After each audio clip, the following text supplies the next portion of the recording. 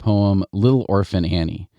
And this poem was written in 1885 by James Whitcomb Riley. So keep in mind, we think Little Orphan Annie, we think, comic strips and movies and Broadway musicals and things like that. But Little Orphan Annie, 1885 was only, 45 years after Dickens' Christmas Carol.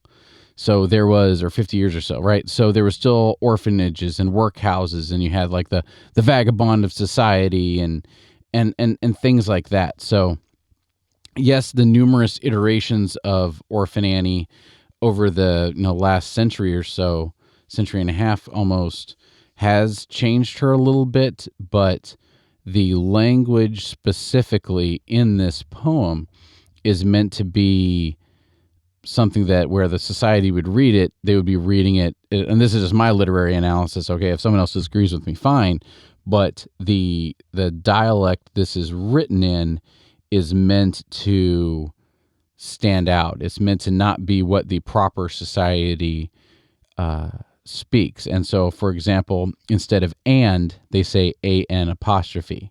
So Anne washed the cups and saucers and things like that. And this is where you get into a little bit of the same sort of language that you would read in like Huckleberry Finn, right? Where the writer tried to write in the correct dialect for a certain time in a certain place. And even the original, since this poem is the source material for Little Orphan Annie that we all know about today, whether it be from comics or Broadway musicals or whatever, it's kind of what we would deem now as disturbing, right? Little Orphan Annie, this poem takes place in an orphanage, and Little Orphan Annie is telling stories to other kids about a goblin that might come and gobble them up if they're bad, and that they should mind their children, mind their parents, because if they're not good kids, the goblin might come gobble them up. And it's very much the sort of Ghost of Christmas Present, Ghost of Christmas Past sort of boogeyman out there in the cold night, because especially at this point in history, I'm not saying we don't have it nowadays, we absolutely do, but at this point in history, to be an orphan child you're basically slave labor for the Industrial Revolution. You're lost, you're alone. Not saying the children today aren't lost and alone, but it's very representative of the times, I feel, where the sense of being grateful for what you have, and as a parent too, we all want our kids to be grateful for everything we've done for them, right? For everything we've worked for them, and to be grateful that they have as much as they do.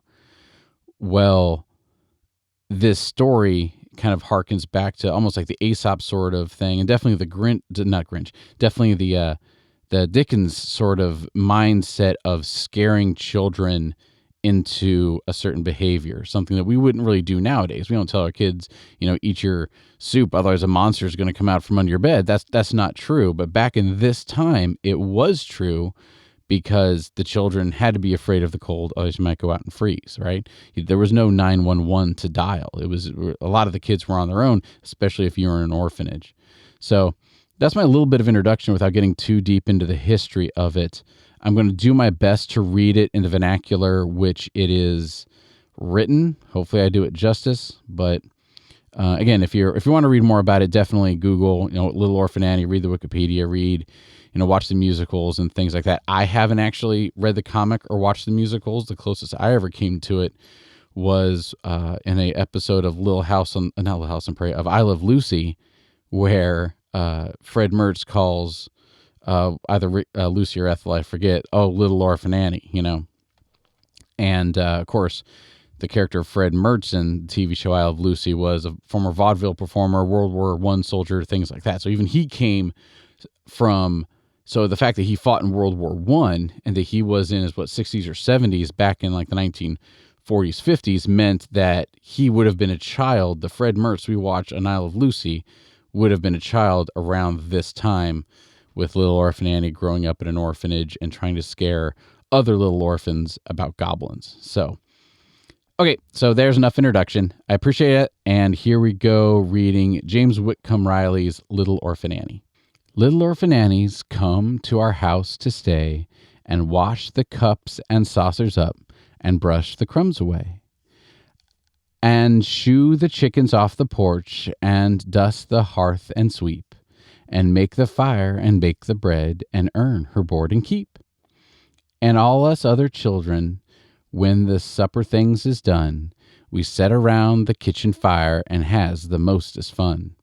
A listening to the witch tales at Annie tells about, and the goblins at gets you if you don't watch out. Once they was a little boy, wouldn't say his prayers, and when he went to bed at night, away upstairs, his mummy heard him holler and his daddy heard him bawl, and when they turned the kivers down, he wasn't there at all.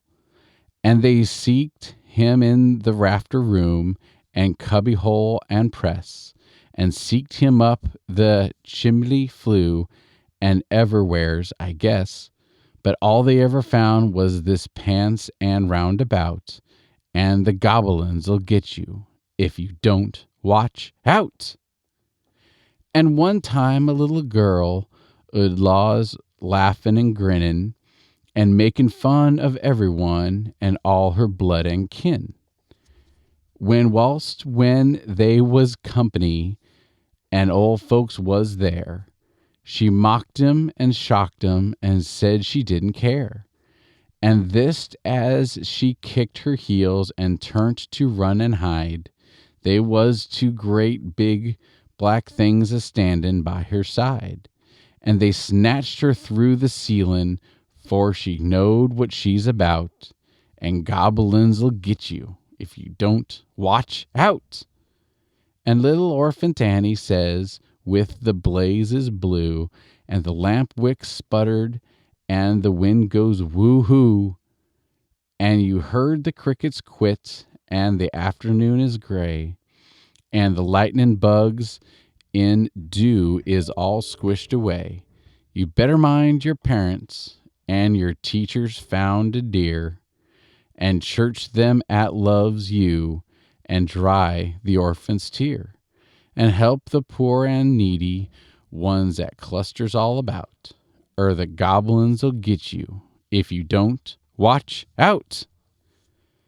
So like I said, she's in a home, and she got picked up, she got adopted by a family into a home to basically, do all the kitchen chores. And the moral of this poem is to not be mean, otherwise a goblin will come get you, which isn't true. We should be nice because we want people to be nice to us, and there's enough bad things in this world. We don't need to put more bad things out there.